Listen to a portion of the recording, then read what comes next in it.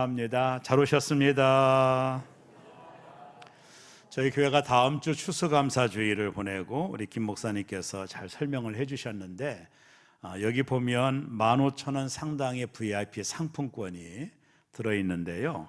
이것을 태신자 적어내신 분들은 주중에 그분들에게 가셔서 이 상품권과 초대장을 나눠드리는 겁니다. 그러면 그분들이 오시면 15,000원 상당의 선물을 드리고 또 그분들을 모시고 온 분들도 동일하게 선물을 드리는 겁니다. 그래서 다음 주에 1부 때 2부 때도 제가 광고에 있는데 한 번도 안 데리고 오신 분은 출입문을 닫아버리겠다고 못 들어오겠다고 제가 광고를 했습니다. 다음 주는 어떨지 모르겠지만 우리가 축제를 할 때는 우리 중직자를 비롯한 또 안수 집사님들, 권사님들은 교회 행사에 다 참여를 해 주셔야 돼요. 그래서 교회가 모든 행사에 좀 잘 진행할 수 있도록 또 중직자분들은 더 열심으로 참여해 주셔서 이번에 그냥 행사로 끝나는 것이 아니라 우리 아까 장로님 기도하신 대로 한 영혼을 구원하는 일에 우리가 최선을 다하는 이번 태신자 119 가을 전도 축제가 되었으면 좋겠습니다. 다음 주에 혼자 오지 마시고 옆에 한 분 태신자 320여 명의 태신자를 여러분들이 적어내셨기 때문에 그분들을 꼭 모시고 또 교회에 오셔서 선물도 받으시고 또 맛있는 반찬도 밥도 준비한다고 하니까 또 기쁨의 시간이 되었으면 좋겠습니다. 옆에 계신 분들하고 한번 교제할까요? 혼자 오지 맙시다. 이렇게 한번 약속하죠? 도장 찍고 뭐 하죠? 복사까지 이렇게 해서 다음 주에는 꼭 한 분이 한 분을 모시고 오는 119 가을 전도 축제의 기쁨이 되었으면 좋겠습니다. 다음 주가 추수감사 주일이고 119 가을 전도 축제 주간이라서 우리가 추수감사절을 한 주 앞두고 이 추수감사절에 대한 의미를 좀 살피는 시간을 가지려고 설교를 준비했는데요. 제가 여러 책들을 보다가 제 눈에 꽂혔던 책 한 권이 감사짐법이라는 책이 있어요. 이 책을 쓰신 분이 강충원 장로님이십니다. 이 감사짐법이라는 책을 쓰신 분이 강충원 장로님이신데 방송실은 좀 때를 따라 보여주시기 바래요. 주무시는 건 아니겠죠? 우리 방송실 수고한다고 박수 한번 이렇게 해주시겠습니다. 강충원 장로님은 스탠포드 대학 최고 경영학 과정을 이수하시고 유명한 핸드폰 회사였던 모토로라의 설계팀장으로 있다가 GE 그리고 EAC 연구소를 거쳐 현재는요 히어컴 컨설팅 사장으로 계신 분이에요. 이 평신도인 이분이 자신의 삶을 돌아보면서 간증과 같은 책을 낸 거예요. 그 책이 감사짐법이다 이런 책을 냈어요. 여기 짐법이라는 것은 감사에도 법칙이 있다라고 하는 내용을 담고 있는데 이 책을 읽다 보면 이분이 이런 얘기합니다. 무소꼬마 즉 모사, 앞자를 따서 무소꼬마 즉 모사 이렇게 책을 썼더라고요. 첫 자인 무는 제1짐법이라고 그래서 무는 무조건 감사해라. 이게 첫 번째입니다. 어떤 일을 만나도 무조건 감사를 선택하라. 이게 첫 번째 짐법이에요. 두 번째는 소인데요. 소리내어 감사하라. 내가 감사하는 말을 소리를 내라는 거예요. 내 마음에 들려오도록 소리를 내어 감사하라. 세 번째는 꼬인데요. 꼬집어 감사하라. 이게 이런 얘기입니다. 감사하는 마음을 빼앗아가는 방해 요인을 꼬집어서 감사로 전환하라는 거예요. 내가 교통사고가 났다면 꼬집어서 교통사고에 대해서 감사하라는 겁니다. 더 많이 다치지 않게 해주신 하나님. 그래서 내가 만난 상황을 불평하거나 원망하지 말고 꼬집어서 그것을 감사로 승화시키라는 거예요. 사짐법은 뭐냐면 만대요. 마음 가득 감사해라. 감사가 넘칠 때까지 감사하라는 겁니다. 오짐법은요. 즉시 감사하라. 늦으면 돌아오기 어려우므로 즉시 감사하라는 거예요. 육진법은 뭔지 아세요? 모든 것에 감사하라. 99%를 감사하더라도 1% 불평하는 것은 절대로 있을 수 없다. 감사가 우리 안에 100%가 되도록 모든 것에 감사하라. 마지막 7진법은 감축하라는데, 감사하고 축복하라. 이 책의 주제를 한 문장으로 표현하면, 자막을 한번 보여주는데 우리 다 같이 한번 읽겠습니다. 감사가 인생을 역전시킨다. 장로님의 논지입니다. 감사가 인생을 역전시킨다라는 거예요. 이분은 충분한 간증을 그 책에다 기록하고 있는데 다 소개할 수는 없지만, 결국에 이분이 말하고 싶은 책의 요지가 뭐냐면 감사가 인생을 역전시킨다라는 거예요. 제가 자주 보는 주석가로 유명한 매튜 헨리라는 분이 있어요. 이 매튜 헨리라고 하는 주석가가 어느 날 길을 가다가 강도를 만나게 됩니다. 끔찍한 일을 겪게 된 거죠. 그래서 몸에 있던 지갑을 다 빼앗겼어요.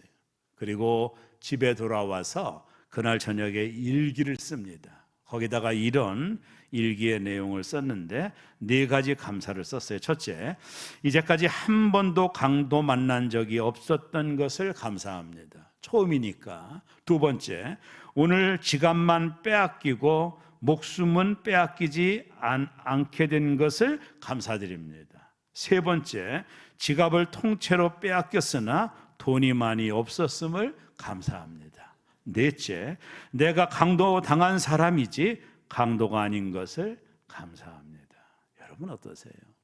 대개 우리가 강도 만나면 왜 내게 이런 일이, 불평하고 원망하고 짜증해야 되는 시각을 바꿔서 오히려 그 속에서 감사거리를 찾았던 매튜 헨리는 우리에게 보여주는 메시지가 강한 거죠. 여러분, 상황은 언제나 변하는 겁니다. 우리가 상황을 컨트롤할 수가 없어요. 그래서 성경은 상황에 따라 반응하지 말고 감사를 선택하라는 거거든요. 오늘 우리가 읽은 데살로니가전서 5장 18절을 우리 다 같이 한번 큰 소리로 읽겠습니다. 범사에 감사하라. 이것이 그리스도 예수 안에서 너희를 향하신 하나님 뜻이냐.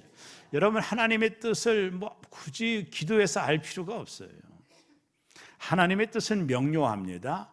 범사에 감사하는 것이 하나님의 뜻이니라. 이 범사라는 말 앞에 우리가 조금 리스크가 있죠. 아니, 어떻게 범사에다 감사할 수 있나? 좋은 일이 있을 때야 감사할 수 있고, 기쁜 일이 있을 때야 감사할 수 있는데, 아니, 슬픈 일이 있고 고통스러운 일이 있고 병들었고 자식의 문제가 생겼는데 어떻게 감사할 수 있을까라고 우리는 이야기할 수 있어요. 여기에 범사에 감사라고 하는 말의 헬라어는 엔판티라는 단어를 써요. 이 엔판티라는 단어를 NIV 성경을 가지고 풀어보면 3가지 의미가 있다라고 이야기를 합니다. 오늘 그 얘기를 나누려고 합니다. 첫째는요, 어떤 형편에서든지 감사하라는 거예요. 판티라는 단어가 어떤 형편에서든지, 그러니까 범사에 감사라고 하는 것은 어떤 형편에서든지 감사하라는 거예요. 여러분, 살다 보면 수많은 상황들을 만나죠. 우리는 내가 만나는 환경들을 내 스스로 컨트롤하기가 어려워요. 뜻하지 않는 문제가 찾아오고 원치 않은 환경들을 우리는 자주 만나게 됩니다. 영어로 everything이죠. 수많은 상황들을 우리가 마주치게 되는 겁니다. 그때 잘 되든 못 되든, 풍년이든 흉년이든 병들었든 건강하든 어떤 환경이든 감사라는 거예요. 이것이 범사에 감사하라고 하는 의미입니다. 하나님, 제가 좋은 일 있으면 감사할게요. 그 말은 틀립니다. 언제나 우리의 삶에 좋은 일이 있을 수가 없어요. 우리가 만나는 수많은 환경들은 여러 가지 시험이라고 말했던 것처럼 다양한 일들을 겪고 만나요. 그 환경에 따라 내가 감사를 선택한다면 범사에 감사하기가 어려워요. 하나님의 뜻을 이루려면 어떤 환경이든지 하나님 앞에 감사를 선택하는 거예요. 왜요? 하나님 뜻이에요.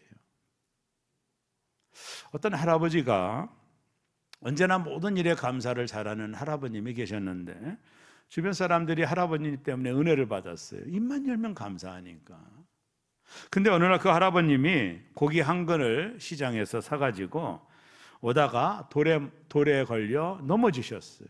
무릎도 까지고 고기가 내동댕이 쳤겠죠.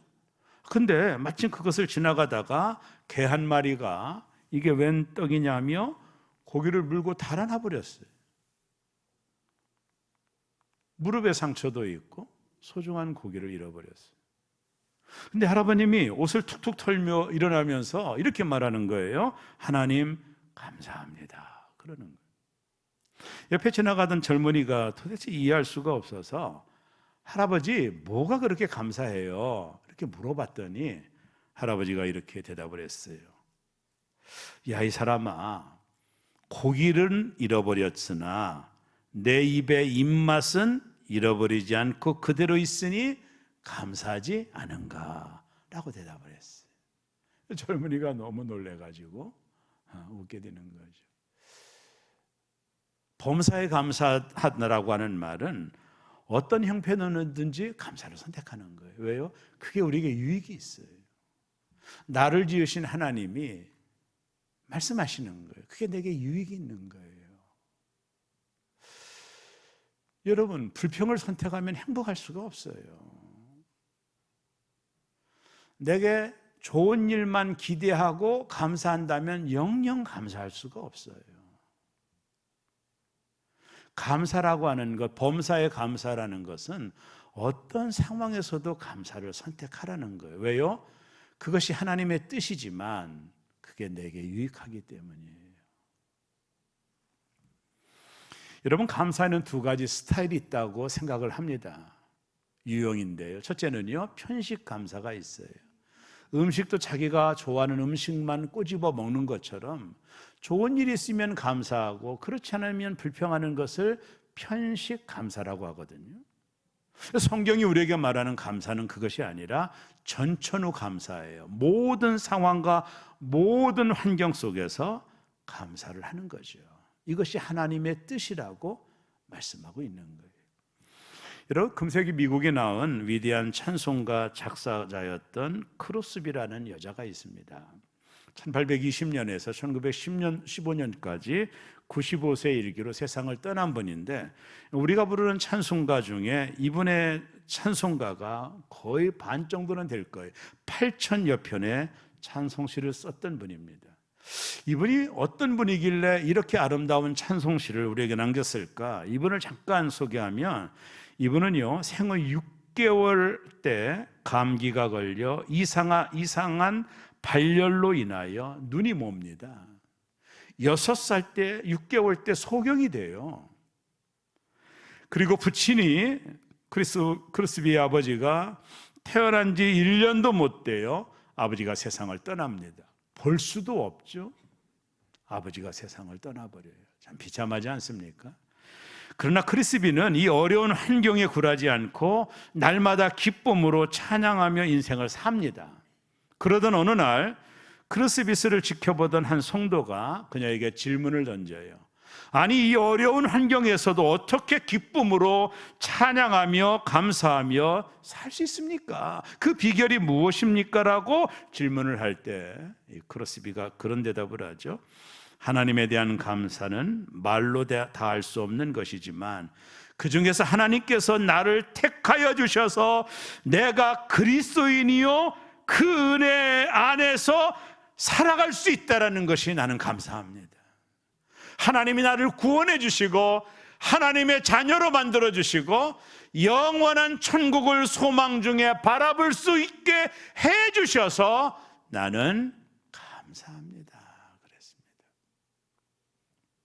무엇 때문이 아니라 나를 구원해 주시고 나를 영원한 천국으로 인도해 주실 그 하나님의 은혜에 대하여 나는 눈을 볼 수는 없지만 환경은 너무나도 열악하지만 하나님 내게 베푸는 이 구원의 은혜 하나만 생각해도 나는 하늘을 두루마리 삼고 바다를 먹물 삼아도 감사를 기록할 수 없다고 그는 찬송가를 썼던 것입니다. 우리의 감사가 어떤 조건이 아니라 어떤 형편에도 하나님께 감사하는 것, 이것이 범사에 감사하라고 하는 의미인 것입니다. 두 번째는 범사에 감사라는 것은 모든 일에 감사라는 거예요. 모든 일에 감사라는 거예요.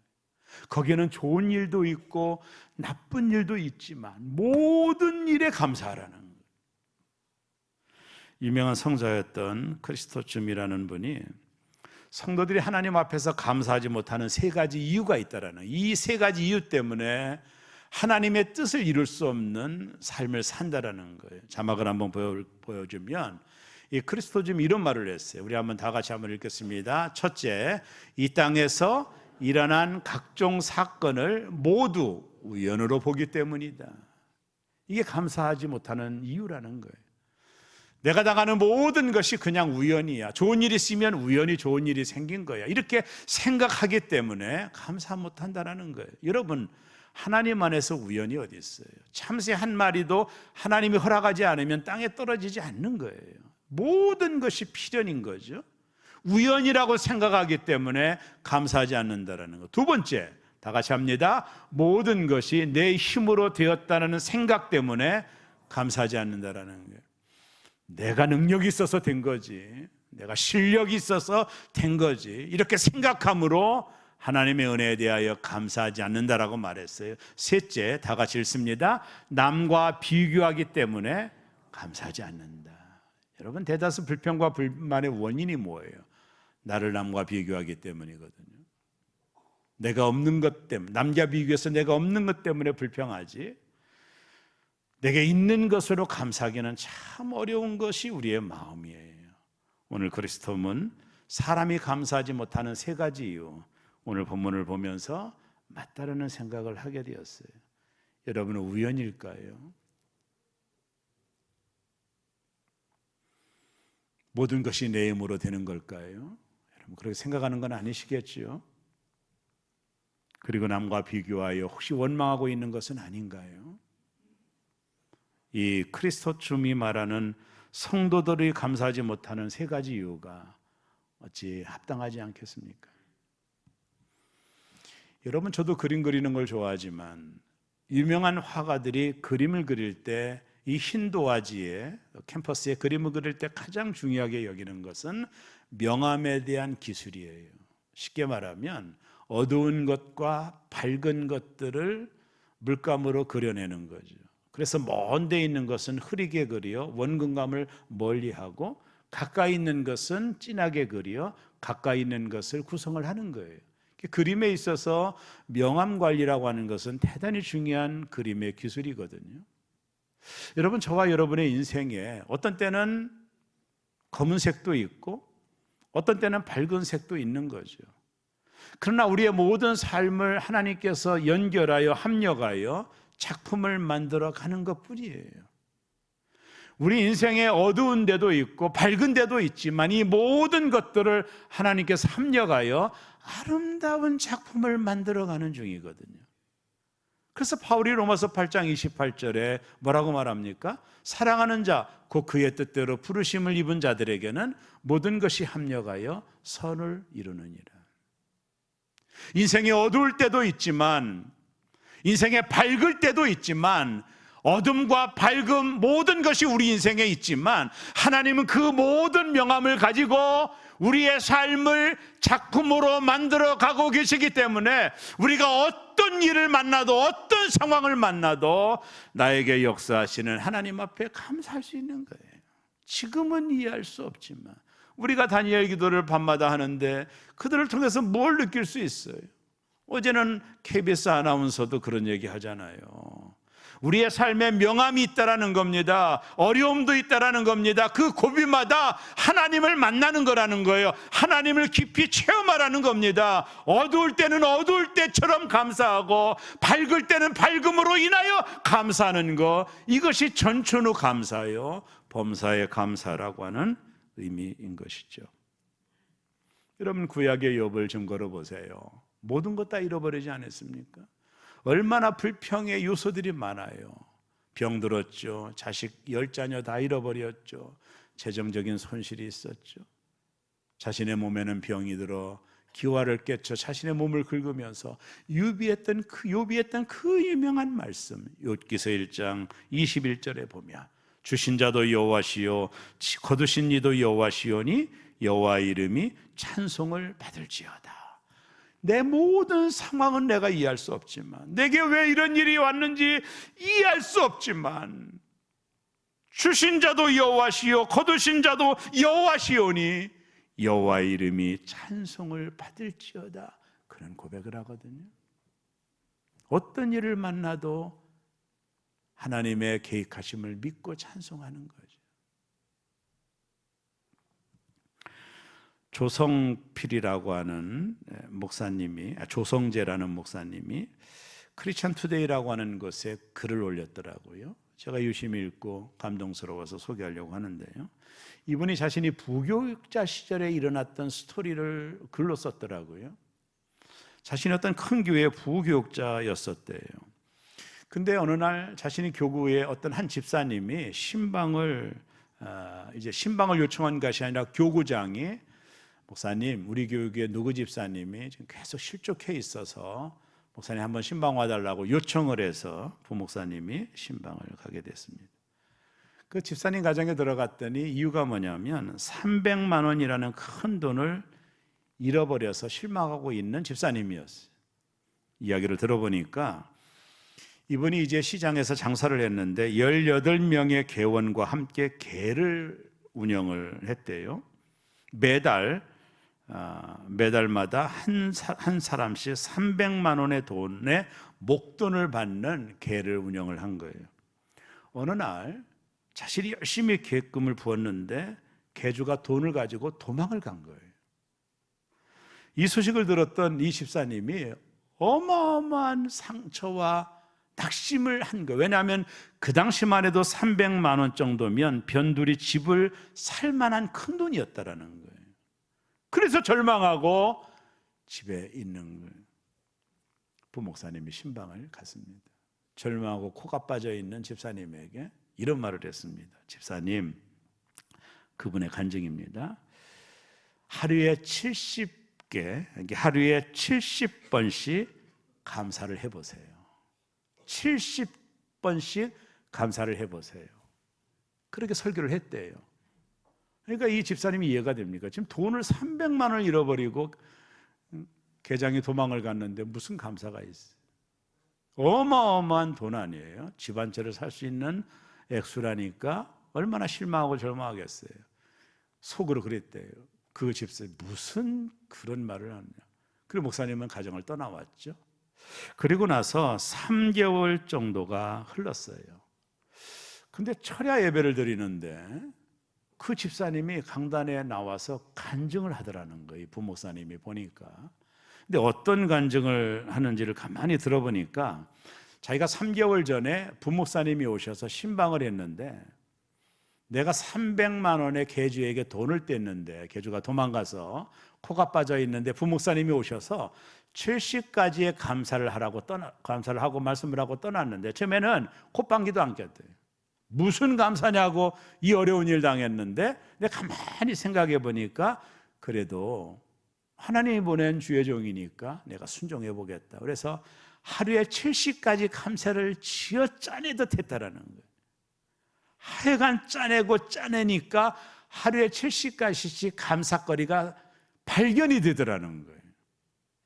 그리고 생명을 다하여 한 3개월 동안 피를 토하는 마음으로 감사의 이유를 찾고 하나님 앞에 감사를 드렸다라는 거예요. 근데 한 달 전에 새벽 5시에 초인종이 울려서 나가보니 도망간 개주가 온 거예요. 300만 원을 가지고 온 겁니다. 그러더니 이 개주가 뭐라고 말하느냐면 여보세요, 이거 받으세요. 내가 한 달 전부터 밤마다 꿈에 당신이 나타나가지고 내 목을 조르는 바람에 내가 견딜 수가 없어서 돈을 가지고 왔다고 전해줬다라는 간증을 금요 10회 때 하더라는 거예요. 여러분, 물론 돈이 띄었을 때 감사하는, 그래서 목적을 이루는 게 아니라 오늘 이 간증에 보여주는 메시지가 뭐예요? 그 어떤 상황 속에서도 감사를 선택해 보는 거죠. 여러분, 이스라엘 민족이 가나안 땅에 못 들어간 유일한 이유가 뭔지 아세요? 그들이 실력이 없어서 그게 아니에요. 원망과 불평이 그들이 가나안 땅에 못 들어갔던, 그들의 손발을 잡았던 이유였거든요. 이 백성이 나를 원망하고 나를 모욕한다, 하나님 그러셨거든요. 그러니까 우리가 이 땅을 사는 동안에 모든 일에, 어떤 일을 만나도 감사를 선택하는 게 역설적인 거죠. 신앙은 역설이니까 파라독스 아닙니까? 근데 어떤 상황을 만나도 감사해 보는 거예요. 그리고 미리 감사를 한번 해보는 거예요. 우리가 엊그저께 와플 대학의 그 CEO가 와서 간증합디다. 자기는 미리 감사를 했다라는 거 아니에요. 그러니까 하나님이 주실 줄 알고 미리 감사를 한번 해보는 거예요. 하나님의 존재를 인정하는 태도 아니에요. 그러니까 우리가 어떤 상황에 있더라도, 어떤 일을 만나도 감사하는 것이 범사의 감사라는 뜻인 거예요. 마지막 세 번째, 무슨 일이 일어나도 감사하라는 거예요. 무슨 일이 일어나도. 여러분, 바울이 빌립보 지방에서 복음을 전할 때 귀신 들린 한 여자를 고침으로 매를 맞고 감옥에 갇히잖아요. 성경을 추적하다 보면, 우리가 수요일날 수요 강연을 하지만 추적하다 보면 바울이 온몸에 피투성이가 되었음에도 저들이 한밤중에 감사하며 기도하고 찬송했다고 그랬거든요. 그것이 옥문이 열려지는 역사가 일어났어요. 그리고 간수가 구원받는 놀라운 역사가 일어났어요. 오히려 그것이 한 가정의 집이 구원받는 하나님의 놀라운 역사와 섭리가 일어나게 된 거거든요. 감사는 옥문을 열게 만드는 거예요. 감사는 묶인 착고를 풀어주게 만드는 거예요. 여러분, 환경이 얼매여 있고, 환경에 매여 있고, 감옥처럼 모든 상황에 매여 있다면 감사를 한번 해보세요. 감사가 그 문에 들어가는 거예요. 감사가 축복의 문을 여는 것입니다. 감사가 옥문을 열어주게 만드는 겁니다. 불평하고 원망을 멈추세요. 우리의 삶에 아무런 유익이 없어요. 내가 어떤 상황, 어떤 환경을 만나더라도 내가 감사하리라, 내가 감사를 선택하리라, 이것이 범사의 감사라는 뜻인 거예요. 에베소서 5장 20절에 범사에 우리 주 예수 그리스도의 이름으로 항상 아버지 하나님께 감사하며. 1690년대 증기기관을 발견해낸 프랑스의 물리학자였던 파핀이라는 분이, 이게 물리학자인데 아주 신앙이 좋은 분이, 나는 세 가지로 인해 늘 감사한다, 이런 말을 했어요. 한번 자막을 보여줄까요? 첫째, 날마다 주시는 일용할 양식. 두 번째, 몸의 건강. 세 번째, 영원한 삶을 향한 소망. 자, 이 파핀이 말하는 감사가 뭐죠? 날마다 주시는 양식, 먹을 수 있게끔, 몸의 건강, 오늘 예배당에 나온 것처럼 영원한 삶을 향한 소망, 천국의 소망. 나는 이 세 가지 때문에 날마다 감사한다, 그렇게 말했어요. 이분의 감사가 심플하지 않나요? 뭐 큰 것이 이루어져서 감사하는 건가요? 다음 주는 추수감사주일입니다. 어떻게 감사주일을 지켜야 될까 고민하고 생각하다가 세 가지 정도를 말씀을 드리려고 해요. 첫째는 한 주일을 기도함으로 준비하라는 거예요. 하나님 앞에 한 주일 동안 기도함으로 감사절을 준비하라는 거예요. 두 번째, 예배에 빠지지 않도록 하라는 거예요. 여러분, 예배는 선택이 아닙니다. 구원받는 성도의 삶의 태도입니다. 세 번째, 감사 물질을 준비함으로 감사절을 드리는 거예요. 물질은 우리의 마음을 드리는 겁니다. 신명기 16장 17절, 각 사람이 내 하나님 여호와께서 주신 복을 따라 그 힘대로 드릴지니라. 추수감사 절기헌금은 일반 감사와는 전혀 다른 겁니다. 1년 동안 나를 지켜주신 하나님의 은혜에 정말로 마음을 드리는 거예요. 우리 하나님 기뻐하시도록 말입니다. 한 주간 기도로 잘 준비하시고 예배에 빠지지 마시고 한 영혼을 구원하는 일에도 최선을 다하시고, 그리고 준비된 정성스러운 물질, 우리가 할 수 있는 최선의 물질을 주님 앞에 올려드려 하나님께 감사하는 추수감사절을 준비하는 새롬의 교우들 되시기를 주의 이름으로 축원합니다. 기도하겠습니다.